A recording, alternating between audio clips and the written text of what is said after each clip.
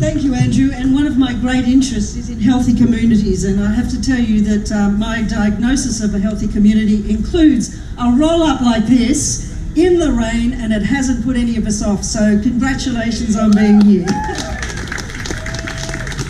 I'd like to also pay my respects to the Gadigal people of the Eora Nation and pay my respects to their elders past, present and emerging. And of course we meet here today to respect the history, long as it is, as we talk about the future of this place. I'd also like to acknowledge my fellow councillors who work very hard on your behalf.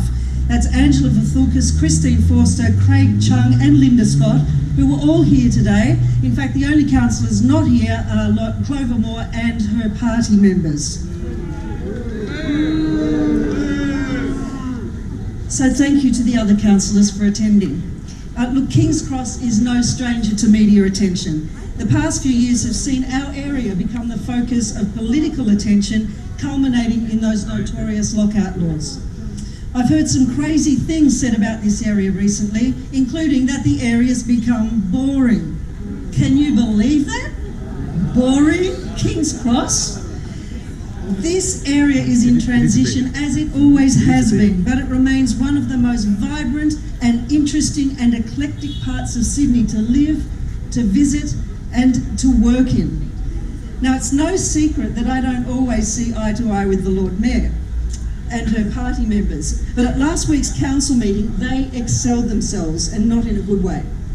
I raised a motion calling on the council to commit to open forums online and face-to-face for the new local planning panel development approval process. Now, the Lord Mayor used her party and her casting vote to knock it back, to knock back a motion calling on councillors to commit to greater community consultation with this new development process.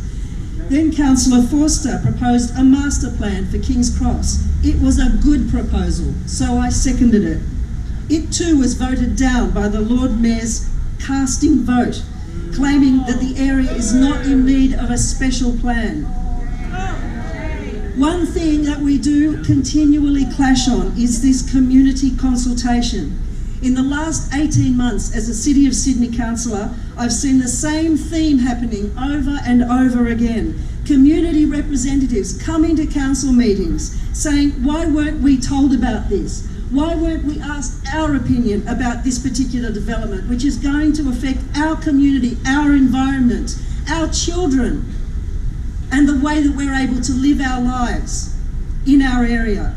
Community representatives come to council meetings and they say, where is the ability for us to consult about this? How was it that this proposal got to the point of being voted on by councillors where it gets waved through, often on the casting vote of the Lord Mayor? It's simply not good enough.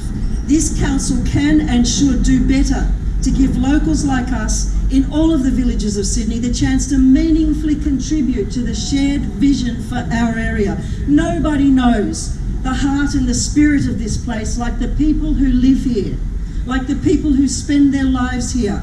And this is the information that council and councillors must draw on in order to make responsible decisions for areas like King's Cross. Now, the rallying cry for this meeting today was the proposed development of the Bourbon and Empire sites. These are more than historic buildings. They have a history in this place. Everyone has a story about the night they spent at the Bourbon or the Empire, at some point in their youth or some point in their growing up years. Some of those stories might curl your hair, but they are fascinating stories, and they nonetheless are part of the heart and soul of this area. And so that's why people care about buildings like this. It's not the only building we care about the whole area. But a place like King's Cross is not just about the buildings, it's about the whole environment and the people who live here. These places have a history, and the future of that site at the heart of the cross is the community's business.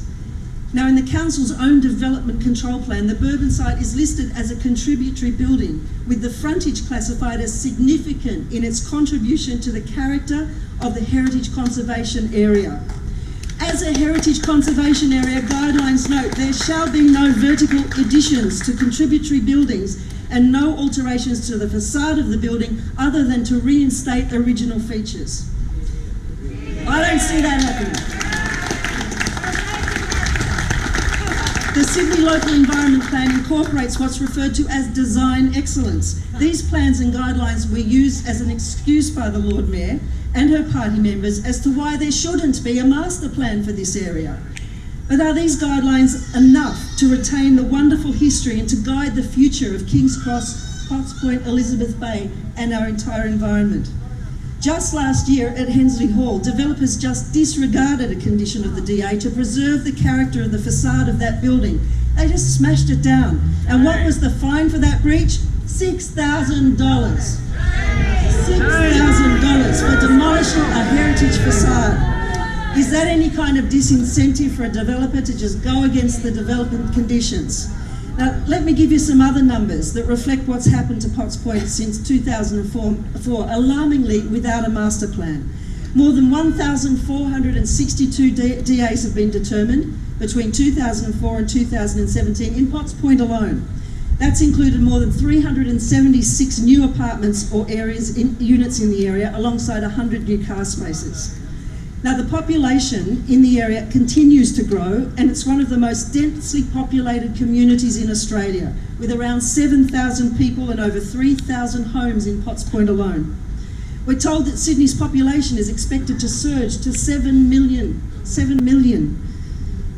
The existing infrastructure is already stretched to cope with that existing population. All of this without a master plan, but rather a reliance on toothless development guidelines. With changes to the development application process, councillors will no longer have any role in representing your community, meaning that local planning is out of your hands, it's out of our hands. And we must express where we can a vision for the way we want our area to be moving into the future. This is not just about restaurants and nightclubs and bars.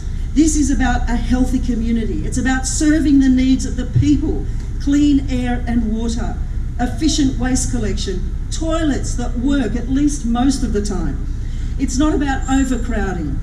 It's about efficient transport, schools, hospitals, sporting infrastructure, childcare. It's about maintained open space. It's also about a sense of community, a sense of what we're all experiencing here today. These should be ingrained in the regulations that connect the environment with its residents. Calling for a guiding master plan is firmly within our reach, and we should not stop asking for it to occur. A master plan should be a voice for the community, a guide for the newly powerful local planning panel. It would provide us all with a shared direction, and we can all be proud of that. I would like us all to be able to collaborate, to take the opportunity now for a shared vision that will take us into the future for this area. It's time to take responsibility for the King's Cross that we want to share. Keep emailing, keep calling, share your ideas, talk together amongst yourselves, send messages to your councillors who are here today. Join our call for a King's Cross master plan. I will continue to work for accountability, transparency and collaboration. Thank you, Andrew Woodhouse and the organisers and the Potts Pointers for organising this fantastic event. Thank you all so much for your interest and for your action, and let's move on together into the future. Thank you.